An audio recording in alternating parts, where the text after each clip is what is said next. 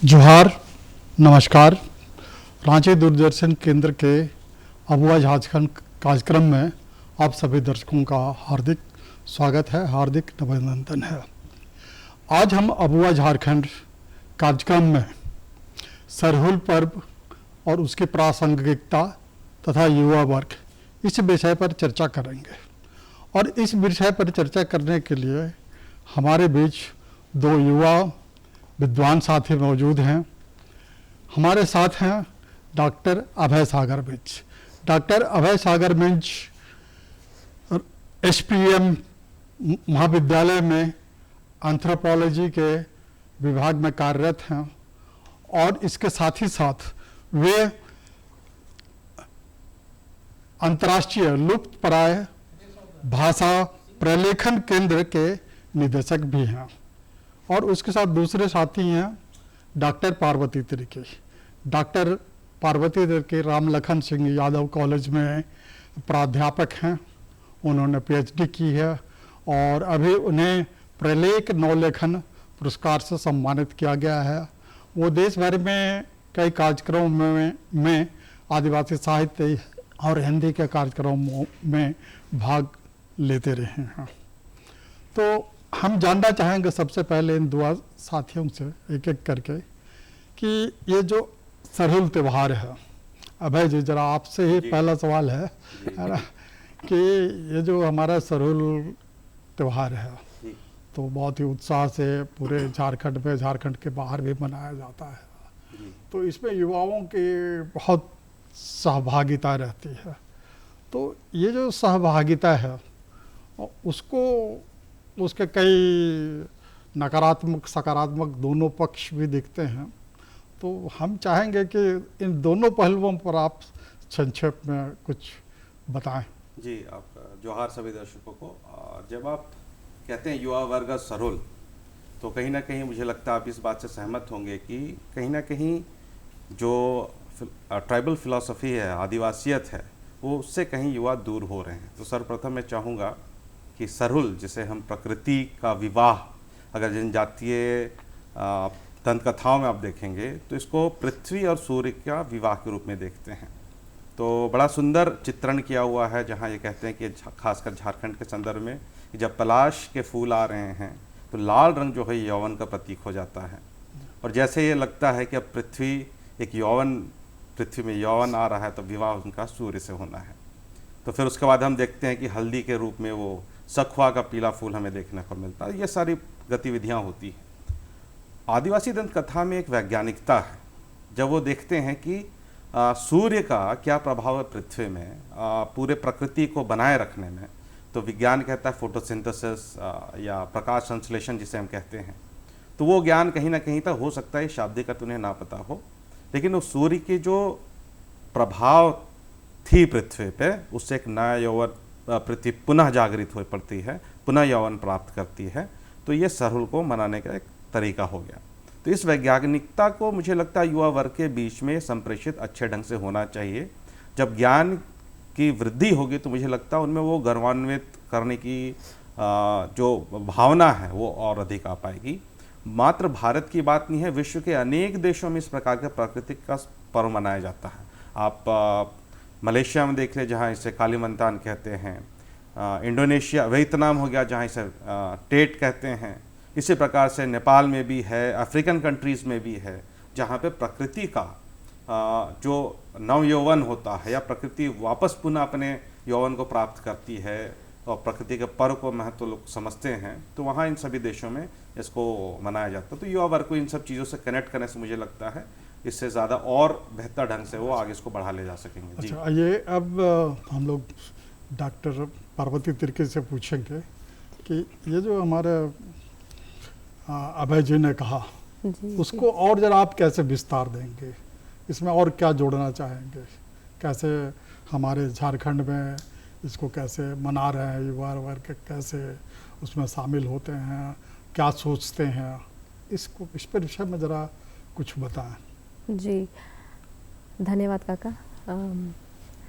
सरहुल को हमारे कुड़ुख भाषा में खद्दी पर्व कहा जाता है और संभवतः खद्दी खद्द से बना है। खद यानी बच्चा, बच्चा नवजीवन का प्रतीक है। उस नवजीवन की चेतना का हर वर्ष जब बसंत के मौसम में सरई फूलता है तो उसका प्रसार होता है। तो हद्दी सरहुल उससे नवजीवन की पुनरावृत्ति का त्यौहार है, पहली बात। दूसरी बात, जब खद्दी में पहान प्रार्थना करते हैं, वे चाला टोंका से प्रार्थना करते हैं। वो सखुआ का जंगल होता है, सखुआ के जंगल में एक विशेष स्थान होता है जहाँ से उनका पुरखों से या उस ऊर्जा से जिससे जीवन संचालित होती है उससे जुड़ाव की गहरी संभावना मौजूद है। जंगल यानी जीवन, और जीवन हमेशा से केंद्र का बिंदु रहा है। चूँकि जीवन है, जंगल है तो ही जीवन है। तो इस बात को आज की युवा किस संदर्भ में देखती है, किस संदर्भ में समझती है, ये महत्वपूर्ण है। जहाँ तक अभय सागर सर की बात से मैं सहमत हूँ। आज का युवा पुरखों के उस संदेश से, उस दृष्टिकोण से पिछड़ तो गया है, एक गैप पुरानी पीढ़ी और अभी की पीढ़ी में दिखाई देता है। और 1963 को मैं याद करती हूँ जब बाबा रामदयाल मुंडा ने कल्चरल प्रोटेस्ट शुरू किया था, सरहुल की यात्रा शुरू की थी इसी रिची पीढ़ी या रांची में। तो उस चीज़ को क्या ये पीढ़ी जानती है? यह जुलूस उनके सांस्कृतिक बचाव संरक्षण के लिए जो शुरू किया गया और ये जो अभी प्रोटेस्ट हो रहा है, वे अभी किस तरह से उन गीतों को गाते हैं या माध्यम बनाते थे। हाँ, ये ज़रूरी है। इंदर पूपन में झेर की पेलो ये गीत है जहाँ पे सखुआ के फूल को जुगनू कहा गया है। अभी के जंगल पे जब खतरा है तो क्या अभी के युवा उस गीत को समझ रहे हैं, उसके मर्म को समझ रहे हैं, जुगनुओं पर जो खतरा मंडरा है उसको समझ रहे हैं? तो यह गैप अभी की पीढ़ी में दिखाई देता है। अच्छा अभय जी, ये जो अभी पार्वती जी ने कहा कि ये जो गैप दिख रहा है, जो बुजुर्ग पीढ़ी थी वो बुजुर्ग पीढ़ी ने लगता है कि जो नई पीढ़ी थी उसको ठीक से कम्युनिकेट नहीं किया जी। अपने जो संदेश था, हमारी परंपरा थी, समृद्ध परंपरा थी, उसको अपने वहन करने का जिम्मेवारी नहीं सौंपा। क्या इसका कारण क्या हमारी धूमकुड़िया परंपरा वगैरह टूट जाना भी एक वजह है? बिल्कुल। या और क्या है? इस संबंध में आप जरा मुझे बताइए कुछ। जिस बारे में मैं शोध भी कर रहा हूँ कि ऐसा क्यों हो रहा है कि हमारे जो आदिवासियत है, युवा खासकर युवा वर्गों के बीच में विलुप्त क्यों हो रही है। सबसे बड़ी बात है कि एक बड़ा जोरदार नारा हम हमेशा देते आए हैं कि गर्व करो कि आदिवासी हो, लेकिन ये हम उनको ये कभी उसका कारण या उसका रीज़न कि वो क्यों गर्व करे ये बहुत अच्छे ढंग से संप्रेषित उनमें नहीं कर पाते हैं। ये कारण क्या है? जैसे आप देखिए आदिवासी सोच, मैं भारत के बारे में बहुत बात होती है, मैं आपको एक ऐसे ट्राइब के बारे में बताता हूँ जो अयमारा ट्राइब है और ये एंडीज़ में साउथ अमेरिका में। उनका बड़ा फिलॉसफी देखिए कैसे कह रहे हैं। वो कह रहे हैं कि your past is in front of you and your future is at your back. वो कह रहे हैं कि आपका भविष्य जो है पीठ पीछे है और आपका भूतकाल जो है वो आपके सामने है। तो ये सोच देखिए कितना समृद्ध है। वो कह रहे हैं क्योंकि आँख आपका आगे कहीं अवस्थित है तो आप देख पाते हैं जो दिखाई पड़ता है। तो आप अपना पास्ट देख सकते हैं, अपना भविष्य नहीं देख सकते हैं। उसी तरह जो अब जनजातीय समाज है, आप देख रहे हैं कि किस प्रकार से प्रकृति को आत्मसात करके चल रहा है।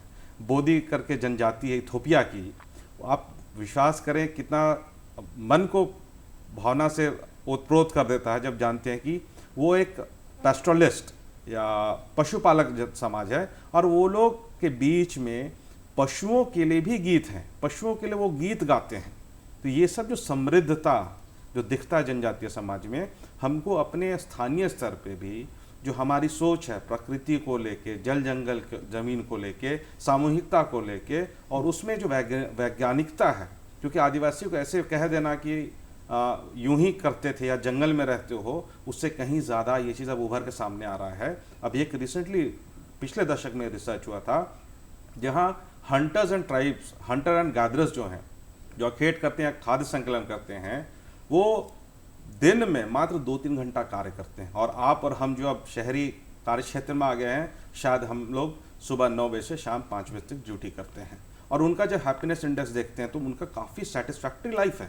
लेकिन मेरा ये प्रश्न, मैं ये कदापि नहीं चाहूँगा कि मैं कहूँगा कि आप वापस जंगल चले जाएं, लेकिन उनके जीवन का जो मूल सार है वो हमें कहीं ना कहीं हमें आदिवासी बच्चों को सिखाना चाहिए। जब ये कनेक्टिविटी पड़ेगी तब वो जो इंदर पूपन मिस्किन जो कह रहे हैं तब वो उसका असली अर्थ समझ पाएंगे, नहीं तो वो मशीनी गीत बाजा में ही सिमटे रहेंगे। तो- एक मूंगबत्ती रोल जी।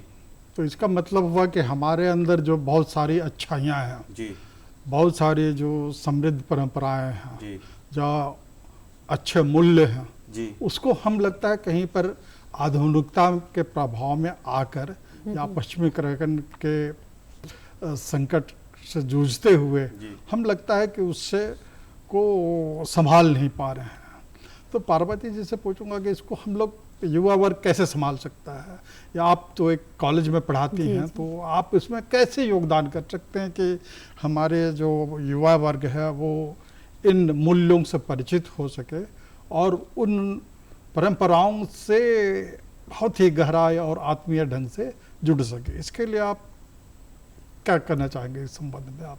पहली बात तो इस संदर्भ में मैं कहूँगी कि आदिवासियों के शिक्षा का एक महत्वपूर्ण स्थान रहा है अखड़ा। बिल्कुल। गीत और त्योहारों में, त्योहारों और पर्व उत्सवों में बड़े बूढ़े बच्चे सभी मिलते हैं और वे गीत गाते हैं। यदि आज की युवा पीढ़ी इस आधुनिक स्टाइल के जीवन को जीते हुए अपने अखड़ा की ओर लौटती है और उन पुराने गीतों को और जो वाचिक लिटरेचर जिसमें जीवन बोध और जीवन मूल्य जो छुपा हुआ है उसको समझने की यदि कोशिश करती है, उन गीतों को जो ओरल ट्रेडिशन में मौजूद है उनको यदि वो दोहराती है तो उस दोहराने के क्रम में भी उन्हें बहुत सारी चीज़ें समझ में आएंगी। मुझे लगता है गांव लौटना आवश्यक है। जी, ये जी। नहीं है कि आप परमानेंट लौट जाएं। आप ये हाँ। बताएं कि जैसे कि आप पार्वती जी ने कहा कि ओरल ट्रेडिशन मौखिक परंपरा हमारी थी, तो अभी जो हम लिखित परंपरा में आ गए तो हम मौखिक परंपरा में थे, तो हमारी बहुत सारी जो चीज़ें थी मौखिक प्रचलित थी। तो क्या ये हमने साक्षर या शिक्षित होने से क्या ये नए तरह का संकट हमारे युवा वर्ग में आ गया कि वो मौखिक परंपरा से कट गया? ऐसा संकट आया है क्या? इस पे देखिए, मेरी इसमें एक समझ है, जब आप एक ग्रामीण परिवेश में हैं या एक गांव के अंदर हैं तो पूरी दुनिया, पूरा विश्व उस गांव के अंदर आपके लिए समाहित है।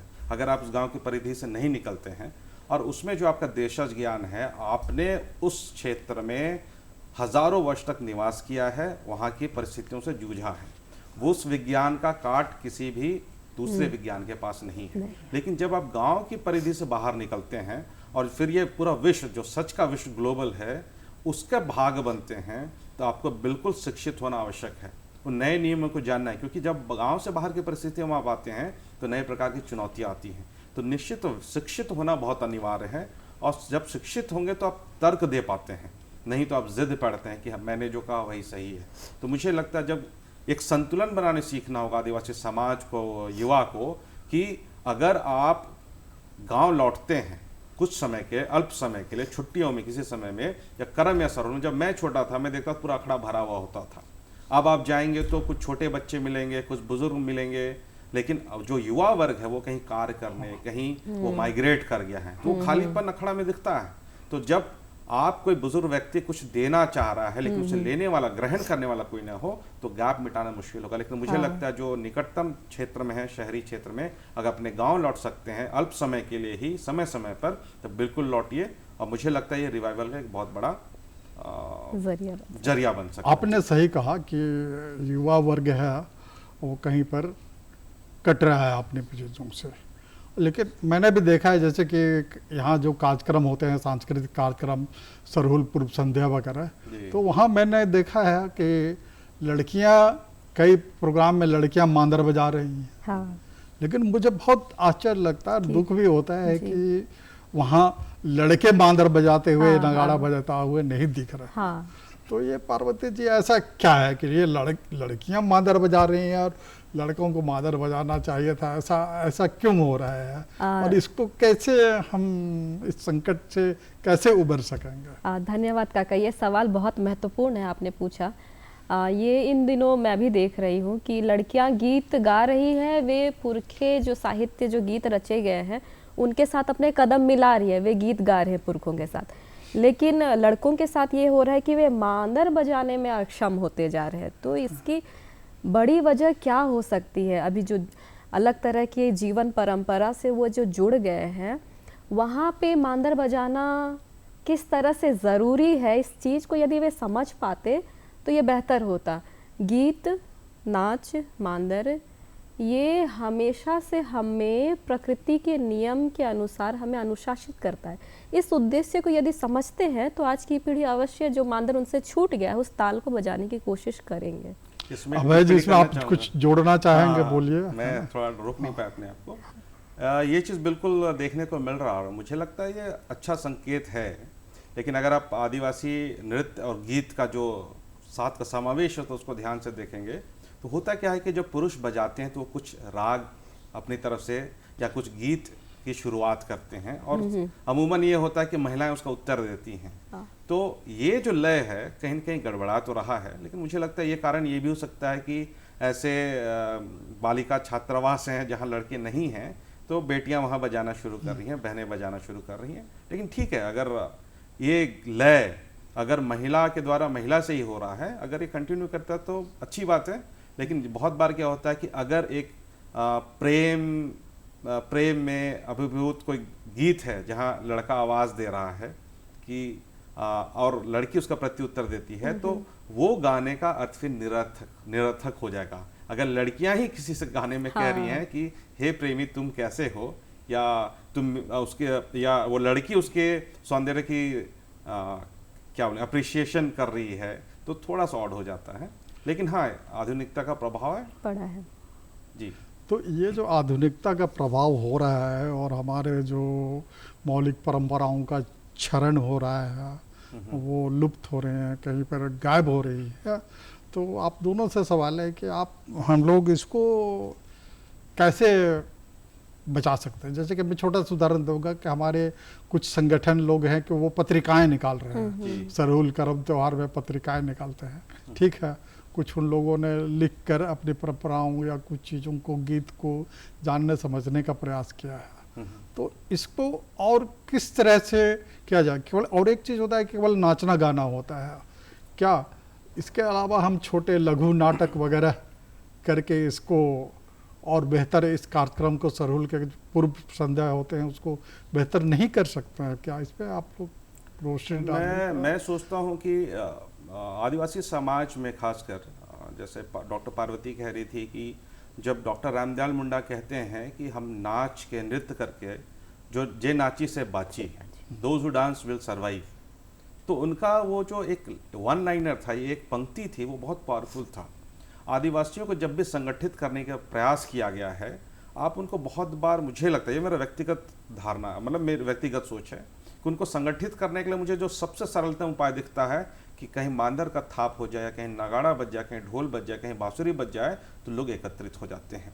और उस परिदृश्य में नाच नृत्य गीत के बीच में यदि आप अपने अधिकार की बात करते हैं, शिक्षित होने की बात करते हैं, वो बहुत ज़ोरदार प्रभाव डालता है।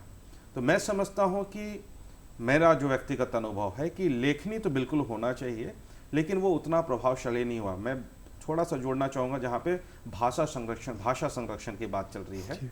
उस भाषा संरक्षण में लोग पुस्तकें तो लिख रहे हैं, लेकिन अगर उस पुस्तकों को पढ़ेगा नहीं, उन पुस्तकों से सीख के कोई बात करेगा नहीं, उसका संवाद नहीं होगा, तो मुझे नहीं लगता है उन पुस्तकों का कोई बहुत ज़्यादा महत्व होता है। इसलिए मुझे लगता है जो आप सही कह रहे हैं कि नाटक का मंचन हो या, लेकिन मुझे लगता है कि लेखनी तो साथ में चले, लेकिन उसके ज़्यादा उसका जो अंग्रेजी में कहते हैं प्रैग्मेटिक अप्रोच हो, प्रैक्टिकल अप्रोच हो, कि उसको प्रयोग में लाया जाए, तभी मुझे लगता है ये बहुत ज़्यादा सक्सेसफुल होगा। और निश्चित में कहीं ना कहीं जो पढ़ा है या मानके मुंडा व्यवस्था, उस जगह पे इस चीज़ को बहुत कठोरतम तरीके से देखा जाए कि हम अपना गीत स्वयं गाएंगे, हम अपना नृत्य स्वयं करेंगे, क्योंकि आदिवासी हमेशा स्वयं के लिए नाचना, किसी और के लिए नहीं नाचता है। तो इन सब भावना से आगे बढ़ने से मुझे लगता है प्रभाव होगा। जी चलिए डॉक्टर पार्वती जी, आपके कॉलेज में आपने एक चित्र डाला था, हाँ, कि वो अखड़ा है वहाँ पर, और अखड़ा है, तो मैं जानना चाहूँगा कि ये जो युवा वर्ग है वहाँ, हमारे जो भी हैं आदिवासी या गैर आदिवासी छात्र या जितने हमारे झारखंडी छात्र हैं वहाँ जाते हैं, तो इस अखड़ा का उपयोग सरहुल के अवसर पर या दूसरे जो हमारे त्यौहार हैं उसको उन लोग कैसे उसका उपयोग कर पा रहे हैं? इसमें ज़रा कुछ बताएं हमें। जी, मेरे कॉलेज में एक महत्वपूर्ण चीज़ मुझे जो दिखाई दिया कि कॉलेज में अखड़ा अवस्थित है, और वहाँ की जो क्षेत्रीय और जनजातीय भाषा विभाग है वहाँ पे वो परफॉर्म भी करती है, नृत्य करती है, गीत गाती है। तो इससे जो दूसरे डिसिप्लिन के जो बच्चे हैं, शिक्षक है, वो उसे देख पाते हैं और देखने के क्रम में वे इस चीज़ को समझ पाते हैं कि अखड़ा जब वे चढ़ते हैं तो उसमें हर व्यक्ति समान होता है। तो ये जो समानता का भाव है, ये अखड़ा अपने आप में ही हमें देती है। तो ये एक महत्वपूर्ण चीज़ है। और इस चीज़ को देखते समझते हुए बच्चे जो है, आज की जो युवा पीढ़ी है, वे जो अपने गांव के अखड़ा हो या कहीं आसपास के अखड़ा, वहाँ वे शामिल होकर पुरखों की जो दूरदर्शिता और जो जीवन मूल्य या जीवन की जो चेतना है उसको आत्मसात करेंगे तो बेहतर होगा। तो अभी जो सरहुल मनाएंगे हम लोग, जी जी। तो उसमें क्या हम कुछ नया कुछ जोड़े, जिससे कि युवा वर्ग उसमें ज़्यादा से ज़्यादा इन्वॉल्व हो सकता है, शामिल हो सकता है? अभय जी। मेरा तो ये मानना है, और सरकार से भी मैंने लिखित रूप में उनसे संवाद किया था। मेरा मानना है कि चूँकि ये आदिवासी बहुल राज्य है और विश्वविद्यालय इनके अंग हैं, कॉलेज इनके अंग हैं, हर शनिवार को उल्टी बेला में जो दोपहर के पश्चात कंपलसरी, अगर उनको उस दिन अलाउ हो जाए कि आप अपने पारंपरिक वस्त्र में आ सके और इन्हीं जो पारंपरिक वाद्य यंत्र हैं उनके साथ नाच सके, संवाद कर सके, बात कर सके, तो मुझे लगता है इस प्रकार का कुछ एक छोटा सा सजेशन है। और मुझे लगता है दर्शक अगर सुन रहे होंगे तो ये बहुत प्रैक्टिकल अप्रोच ले आता है, जहाँ बच्चे एक दूसरे से मिलेंगे, जुलेंगे और नई बातें आएंगी। शिक्षक और जिनको पढ़ाया जा रहा है उनके बीच में एक बेहतर संवाद होगा। और हमने देखा है साइकोलॉजिकली बड़ा वेल टेस्टेड है, जब अपनी भाषा में बातें होती है, अपनी भाषा में बातें रखी जाती है गीत गान माध्यम से, क्योंकि वो जब गाएंगे तो उसका अर्थ भी बताया जाएगा या पूछे जाएंगे, तो बिल्कुल वो आदिवासियत की तरफ जो उनकी विचारधारा है या दृष्टिकोण है वो एक नया आयाम लेगा। तो मुझे लगता है ये एक छोटी सी सजेशन है जी। अच्छा पार्वती जी, इस संबंध में आप भी कुछ कहें? अभय सर की बात से मैं पूर्णतः सहमत हूँ।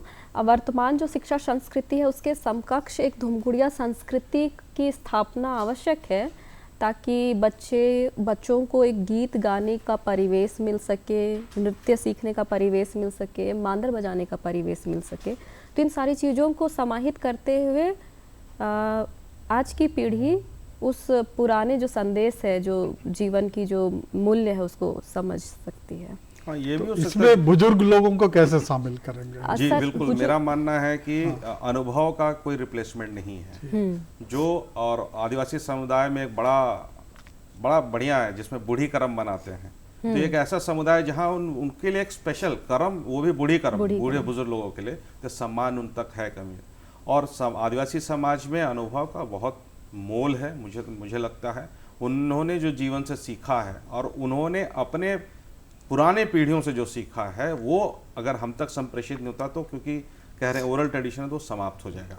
तो अभय जी और पार्वती जी, आप लोगों ने बहुत अच्छी बातें कहीं सरहुल के संदर्भ में, और हमारे युवा पीढ़ी को बहुत सारे नई तरह की बातें बताएं, और युवा पीढ़ी या हमारे दर्शक जो लोग हैं वो उसको समझेंगे, इस पर कुछ काम करेंगे, तो हम सब के लिए बहुत अच्छा होगा। सभी दर्शकों को सरहुल की बहुत बहुत शुभकामनाएं, और जोहार। सभी को जोहार।